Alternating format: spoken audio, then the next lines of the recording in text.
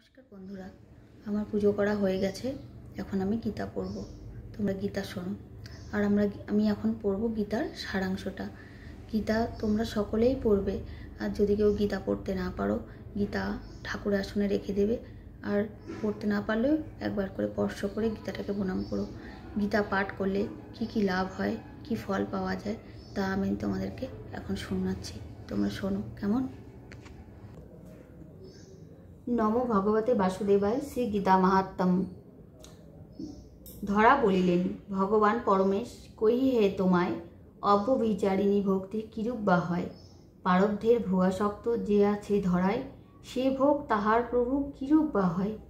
ভগবান শ্রীবিষ্ণু বলিলেন, পারব্ধের ভোগী যদি গীতাভ্যাসে রত, মুক্ত সেই সুখী সেই সংসারে নিয়ত।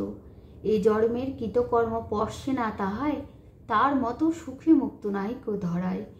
এক মনে যদি কেহ গীতা ধ্যান করে, অতি পাপ মহাপাপ পশ্যে না তাহারে। পদ্মপত্রে জল যথা স্পর্শ নাহি করে, যদিও সে থাকে দেখো তাহার ভিতরে। তেমনি পারব্ধ কর্ম গীতাভ্যাসী জনে, পশ্যে না কখনো বশ্য রেখো ইহা মনে। গীতার পুস্তক পাঠ সদা যেথা হয়, প্রয়োগাদি সর্বতীর্থ মিলিত তথায়। যোগী ঋষি সর্বদেব পণ্যগাদি আর, গোপাল গোপিকা সহ তাহার মাঝার। ঊর্ধ্ব পার্শ্বদ সহ নারদাদিগণ, গীতা পাঠ ক্ষেত্রে শীঘ্র উপস্থিত হন। গীতার পঠন আর গীতার বিচার, গীতার পাঠন কিংবা শ্রবণ তাহার। যে স্থানে সব কার্য অনুষ্ঠিত হয়, নিশ্চয় জানিও পৃথ্বী আমি গো তথায়। করিবার সেটা কভু আমি মিথ্যা নয়, বিশ্বাস করহ বশ্যে আমার কথায়। গীতাশ্রয়ে থাকি আমি সে মোর ভবন, গীতা জ্ঞানাশ্রয় মোর আছে অনুক্ষণ। গীতা জ্ঞানে করি আমি তিলক পালন, গীতা জ্ঞান হেতু ভীতি হয় না কখন। গীতায় উত্তমা বিদ্যা যা হয় আমার, ব্রহ্মরূপা সেই গীতা ভুল নাই তার। গীতা নিত্যা অর্ধ মাত্রা অক্ষরাও গীতা, সুললিত পদ্ম ছন্দে গাথা এই গীতা। চিদানন্দ কৃষ্ণ বক্তা অর্জুন সকাশে, কহিলেন গীতা তত্ত্ব ভাবি প্রেম বসে। ঋগ ঋজু সামরূপা পরনন্দা গীতা, পরম তথার্থ জ্ঞান গীতায় সংযুক্তা। নিশ্চল মানুষের যেই নিত্য জপে গীতা, অষ্টাদশাধ্যায়ে পূর্ণ বিজ্ঞান সহিতা। ব্রহ্মজ্ঞানে সিদ্ধি লাভ করে যেই জন, অন্তিমে সে যায় চলে ব্রহ্মের সদন। সম্পূর্ণ পাঠেতে যদি অসমর্থ হয়, গীতার অর্ধাংশ তবে পড়িবে নিশ্চয়।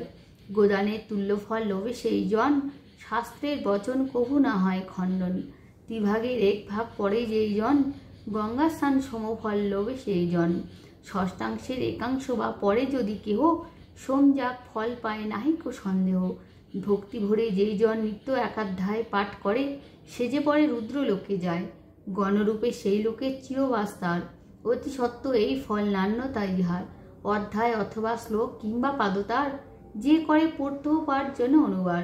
বসুন্ধরে শুনো ফল যা হয় তাহার, মন্বন্তর কাল পায় নরত্ব আকার। 10টি অথবা সপ্ত পঞ্চ কিংবা 4, 2, 3 কিংবা অর্ধ শ্লোক গীতার। পরে যে অর্জিত বর্ষ চন্দ্রলোকে রয়, নিরূপিতে বাসিতে অন্যথা না হয়। গীতা পাঠে থাকি রত মৃত্যু যদি হয়, আদর্শ মনুষ্য ভাব সে পায় নিশ্চয়। বারবার গীতাভ্যাসের শ্রেষ্ঠ গতি হয়, বলিলাম সত্য ইয়া কবু মিথ্যা নয়। গীতা নাম উচ্চরিয়া মৃত্যু যদি হয়, তাহার সদ্গতি কিন্তু হইবে নিশ্চয়। মহাপাপী করে যদি গীতার্থ শ্রবণ, ক্ষীণ পাপ হয়ে করে বৈকুণ্ঠে গমন। বিষ্ণুর সহিত সে তা করিয়া বসতি, পরম আনন্দ পেয়ে হয় শুদ্ধমতি। গীতার্থ ধ্যানেতে রত থাকে যেই জন, নিত্য আচরিয়া সেই কর্ম আগমন। জীবমুক্ত সেই জন দেহান্তে তাহার, হইবে উত্তম গতি মহিমা অপার। জনকাদি রাজগণ গীতাশ্রয় করি, নির্দিত কলমশ হয়ে স্মরিয়া শ্রী হই। সত্যং ব্রহ্ম নাম গে আনন্দে মগন, পরম বৈষ্ণব ধামে করেছে গমন।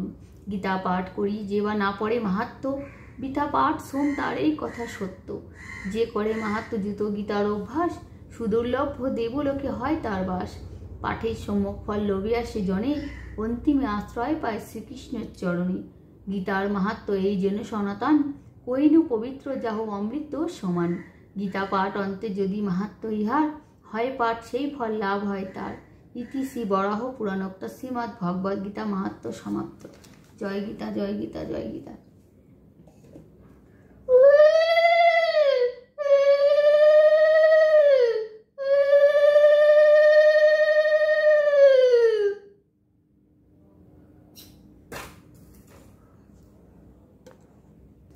নমস্কার। আমার গীতা মাহাত্ম্যটা পড়া শেষ হয়ে গেছে। তোমরা সবাই মন দিয়ে গীতা মাহাত্ম্যটা পড়ো, কেমন? আর কেমন লেগেছে কমেন্টে অবশ্যই জানিও। নমস্কার, রাখছি তবে।